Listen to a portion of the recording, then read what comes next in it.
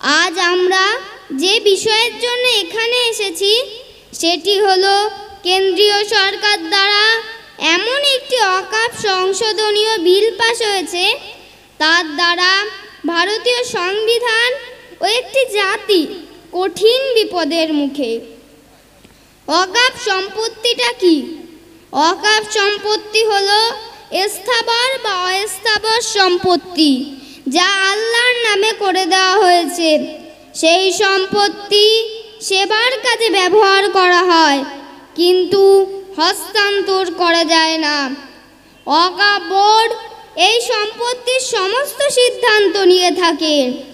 সারা ভারতবর্ষ জুড়ে 9.4 লক্ষ একর জমি ও 8.7 লক্ষ সম্পত্তি আছে, যার আনুমানিক বাজার মূল্য 1.2 লক্ষ কোটি টাকা, যেটা এই কেন্দ্রীয় সরকার এই বিলের মাধ্যমে নিজেদের অধীনে রাখতে চাইছে। আমাদের আন্দোলন এই বিলের বিরুদ্ধে, কিন্তু আজ আমরা অসহায়, কারণ আমরা নেতাহীন। আজ আমরা যাদেরকে নেতা বলে মানি তারা সবাই স্বার্থপর। তারা আমাদেরকে একদল শাসকের কাছে বড় অঙ্কের টাকায় বিক্রি করেছে। আমরা ভীতু, আমরা ক্ষুধার্ত, দিশাহীন পথের পথিক।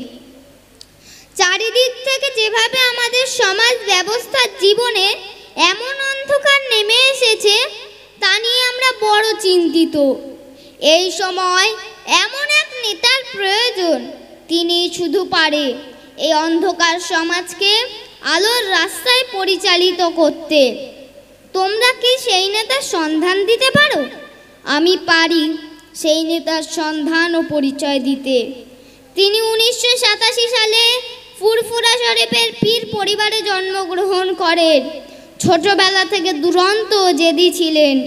তিনি আলিয়া বিশ্ববিদ্যালয় থেকে থিওলজিতে MA পাশ করেন, ধর্মীয় বিভাগে মাওলানা পাশ করেন।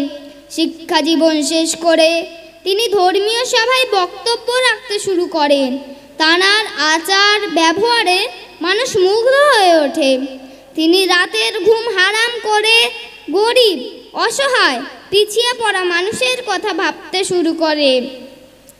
তাই সর্বপ্রথম 2016 সালে আহলে সুন্নাতুল জামাত নামে একটি অরাজনৈতিক সংগঠন প্রতিষ্ঠিত করেন। এই সংগঠনের মাধ্যমে সমাজের অসহায় মানুষের সেবা, মাদ্রাসা, মক্তব, মেধাবী ছাত্রদের অর্থদান এবং নিপীড়িত মানুষের কণ্ঠ হয়ে ওঠেন। জাতি ধর্ম নির্বিশেষে সকলের কাছে প্রিয় হয়ে ওঠেন। তাঁর জীবনের সুখ, শান্তি, আরাম, আয়েশ সব কিছু ত্যাগ করে বাংলার অলিতে গুলিতে ছুটে বেড়াচ্ছেন। তিনি রক্তকে পানি করে যে অর্থ উপার্জন করেছেন, সেই অর্থ থেকে 100 বিঘা জমি ক্রয় করেন। সেই জমিতে পিছিয়ে পড়া জাতির জন্য জ্ঞানের শহর গড়ে তোলার কাজে রাত দিন ব্যস্ত হয়ে আছেন। আজ আমরা যেটা বিপদের মুখে ভাবছি, তিনি সেটা আজ থেকে 10 বছর আগে অনুমান করেছিলেন। সেই সময় থেকে এই জাতিকে বাঁচাবার সব রকম চেষ্টা করে চলেছে। শেষ পর্যন্ত তাঁর একমাত্র ছোট ভাই নওশাদ সিদ্দিকীকে রাজনীতির ময়দানে দাঁড় করিয়েছে। কিছু মুনাফিক মুসলমান ও কিছু দেশদ্রোহী তাঁকে সমাজের কাছে দেশদ্রোহীর দালাল বলে চিহ্নিত করার চেষ্টা চালাচ্ছে। এসবকে তোয়াক্কা না করে 24 পরগনা, মালদা, মুর্শিদাবাদ, মেদিনীপুর, হাওড়া, হুগলি, এপার বাংলা ও ওপার বাংলা দাপিয়ে বেড়াচ্ছেন।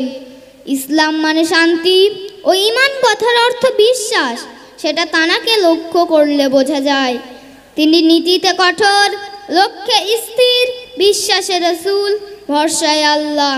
তিনি নবীর রেখে যাওয়া মানব প্রেম, ধর্মপ্রেম ও দেশপ্রেম বাংলার লক্ষ লক্ষ যুবকের হৃদয়ে ঢুকিয়ে দিয়েছেন। বর্তমান সময় একমাত্র তিনিই আছেন অত্যাচারিত শাসকের চোখে চোখ রেখে অন্যায়কে অন্যায় ও ন্যায়কে ন্যায় বলার সাহস রাখেন। তিনি হলেন অখণ্ড বঙ্গ ও আসামের উলিল আমর মুজাদ্দেদুজ জামান হযরত পীর আবু বকর সিদ্দিক রহমাতুল্লাহ আলাইহির চতুর্থ প্রজন্ম। পীর পরিবারের সন্তান হয়েও সকলের কাছে ভাইজান নামে পরিচিত। তিনি আর অন্য কেউ না, তিনি হলেন লক্ষ লক্ষ যুবকের নয়নের মণি পীর মোহাম্মদ আব্বাস সিদ্দিকী ভাইজান। যদি আমরা সবাই মিলে এই নেতাকে সম্পূর্ণভাবে সমর্থন করতে পারি এবং তার ক্ষমতার হাতকে শক্ত করে তুলতে পারি, আমার বিশ্বাস এই সমাজ ও এই বাংলা নতুন রূপে আবার সেজে উঠবে। আল্লাহর কাছে দোয়া করি তিনি আমার প্রাণের প্রিয় ভাইজানের শরীর, মন ও সকল দিক থেকে সুস্থ ও সাহায্য করুক, আমিন। কবির ভাষায় শেষ করি। সংখ্যায় কম বলে দেব না মোরা দুর্বল, মারতেও পারি মরতেও পারি, ইমানি শক্তিতে মোরা অনেক সবল। এদেশ আমার, এ রাজ্য আমার, তোমরা জেনে রাখো সংবিধানই দিয়েছে এদেশে মাথা তুলে আমাদের বাঁচার অধিকার। জয় হিন্দ। ভারতীয় সংবিধান জিন্দাবাদ, পবিত্র ভারতবর্ষ জিন্দাবাদ, আহলে সুন্নাত ওয়াল জামাত জিন্দাবাদ, প্রাণের প্রিয় ভাইজান আব্বাস সিদ্দিকী জিন্দাবাদ।